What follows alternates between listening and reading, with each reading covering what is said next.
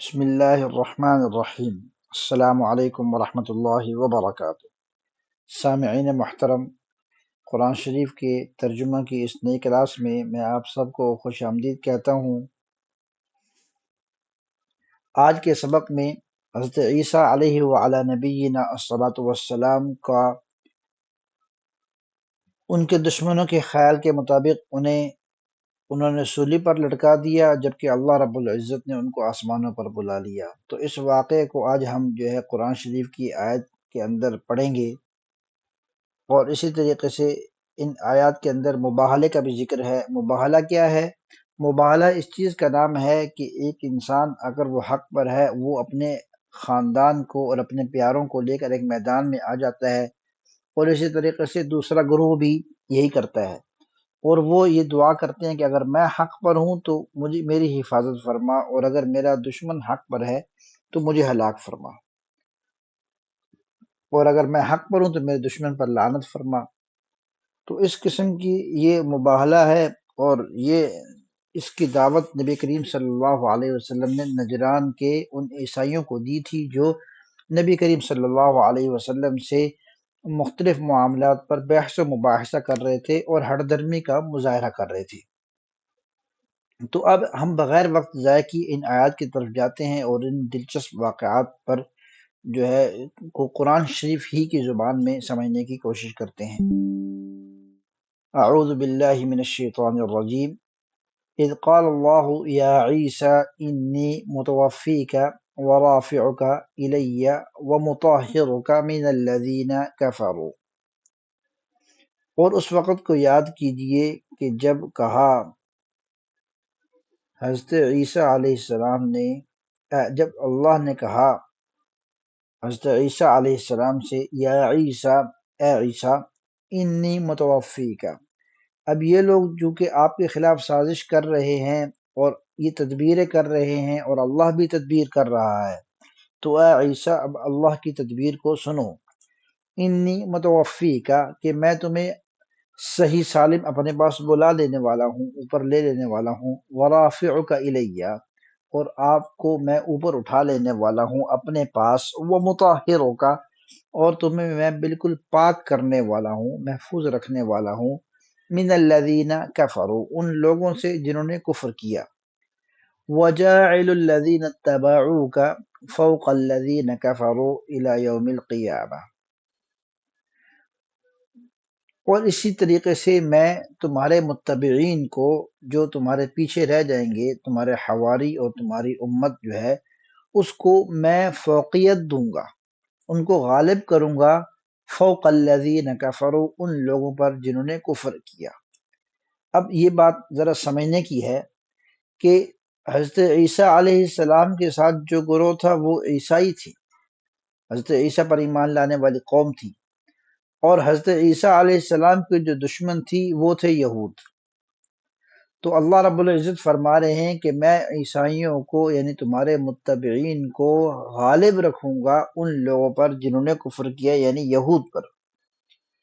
کب تک؟ الی یوم القیامہ، قیامت تک۔ تو صدیوں سے یہودی جو ہیں وہ عیسائیوں کے رحم و کرم پر تھی، اور اس صدی کے اندر آ کر کچھ تھوڑا بہت ان کو غلبہ مل گیا، تو اس کو لے کر یہاں پر اشکال نہیں کیا جا سکتا کہ اللہ رب العزت کی آیات تو قطعی ہیں، اور اللہ رب العزت نے تو کہا ہے کہ وہ غالب رہیں گے اور یہ مغلوب رہیں گے۔ تو چونکہ اتنے 100 سالوں سے عیسائیت ہی غالب رہی ہے، اور آج بھی، اور اس زمانے میں بھی یہودیت وہ محض یوں سمجھ لیں کہ آٹے میں نمک کے برابر رہی، اور قیامت تک ان کا یہی حال رہے گا۔ اور البتہ یہ تھوڑے سے عرصے کے لیے جو ان کو تھوڑا بہت غلبہ مل گیا ہے، وہ اس آیت کے اس مضمون کے بالکل منافی نہیں، اس لیے کہ یہ آیت مجموعی طور پر قیامت تک کے لیے ہے حکم، کہ قیامت تک کے لیے ان یہودیوں کو کبھی غلبہ نہیں رہے گا۔ البتہ کچھ تھوڑے عرصے کے لیے اگر ان کو کچھ مل بھی گیا ہے تو وہ اس کے منافی۔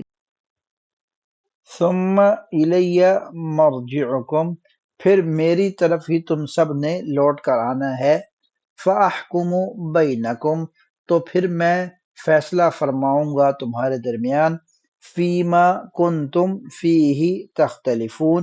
فیما ان چیزوں میں، کنتم فیہ تختلفون جن کے اندر تم آپس میں اختلاف کر رہے تھے۔ فَأَمَّا الَّذِينَ كَفَرُوا فَأُعَذِّبُهُمْ عَذَابًا شَدِيدًا، پس وہ لوگ، فَأَمَّا بہرحال، الَّذِينَ كَفَرُوا جن لوگوں نے کفر کیا، فَأُعَذِّبُهُمْ تو پس میں ان کو عذاب دوں گا، عذابًا شدیدا دردناک عذاب، فی الدنیا والآخرہ ان پر دنیا میں بھی جو ہے عذاب میں مبتلا ہوں گے،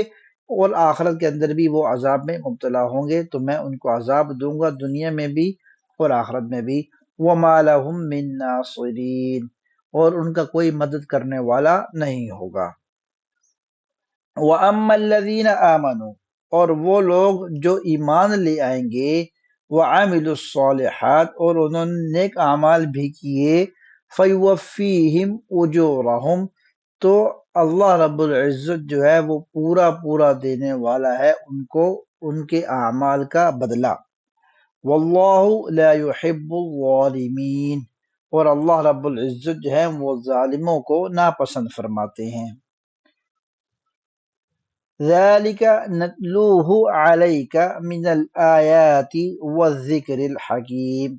ذَلِكَ یہی ہیں وہ، نَتْلُوهُ عَلَيْكَ مِنَ الْآيَاتِ جو ہم تلاوت کر رہے ہیں آپ پر قرآن شریف کی آیات میں سے، وَالذِّكْرِ الْحَكِيمِ اور حکمت والے اس ذکر میں سے، یہ بھی قرآن شریف کا نام ہے الذکر، اس سے مراد قرآن شریف ہی ہے یہاں پر۔ ان مثل عیسیٰ عند اللہ کمثل آدم، حضرت عیسیٰ علیہ السلام کی مثال اللہ رب العزت کے ہاں حضرت آدم علیہ السلام ہی کی طرح ہے۔ خلقہ من تراب کہ ان کو اللہ رب العزت نے پیدا فرمایا تھا مٹی سے، ثم قال له کن فیکون پھر حکم دیا ان کو کہ ہو جاؤ، تو پیدا ہو جاؤ، یعنی فیکون تو اور وہ ہو گئے۔ کانا یکون کونن، کانا کا مطلب ہوتا ہے ہو جانا، کن یعنی ہو جاؤ، فیکون پس وہ ہو گئے۔ تو یہاں پر اللہ رب العزت نے حضرت عیسیٰ علیہ السلام کو حضرت آدم علیہ السلام سے مشابہت دی ہے کہ جس طرح آدم علیہ السلام بغیر ماں اور بغیر باپ کے پیدا ہو گئے تو لوگوں کو تعجب تھا، تعجب نہیں ہوا۔ تو اب جب حضرت عیسیٰ علیہ السلام جو کہ حضرت آدم علیہ السلام کی طرح من وجہ ہیں کہ ان کے بھی والد نہیں تھے، ان کے بھی والد نہیں ہیں، ٹھیک ہے، تو یہ مشابہت ہے دونوں میں۔ الحق من ربک یعنی دونوں میں مشابہت کیا ہے کہ دونوں بغیر والد کے پیدا ہوئے۔ الحق من ربک فلا تکن من الممترین، یہی بات حق ہے یا سچ ہے، من ربک جو تمہارے رب کی طرف سے ہوئی، فلا تکن پس مت ہونا تم، من الممترین شک کرنے والوں میں سے۔ فمن حاجک فیہ من بعد ما جاءک من العلم، پس جس نے بحث و مباحثہ کیا، حاجہ یعنی آپ سے بحث و مباحثہ کیا، فیہ حضرت عیسیٰ علیہ السلام کی بابت، من بعد ما جاءک من العلم بعد اس کے کہ ہم نے دے دیا آپ کو، یا بعد اس کے کہ پہنچ گیا آپ کے پاس، من العلم حضرت عیسیٰ علیہ السلام کے متعلق علم،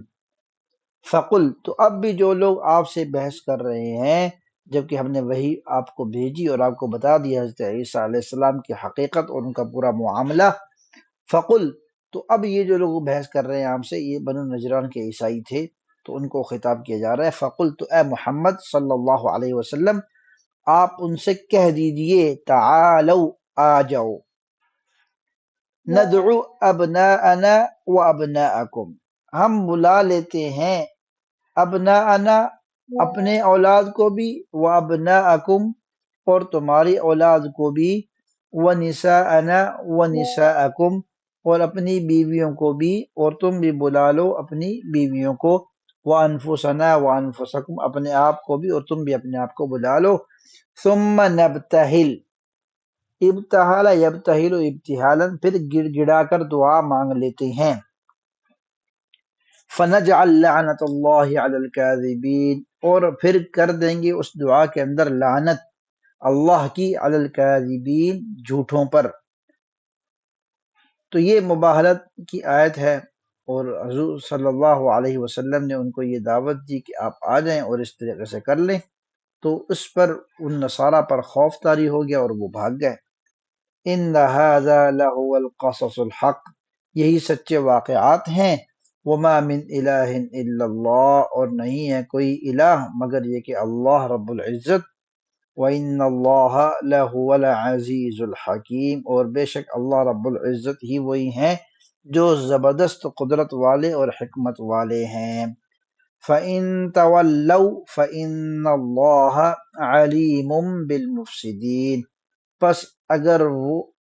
منہ پھیر جائیں اس بات سے تو جان لو کہ اللہ رب العزت خوب جانتے ہیں فساد پھیلانے والوں کو۔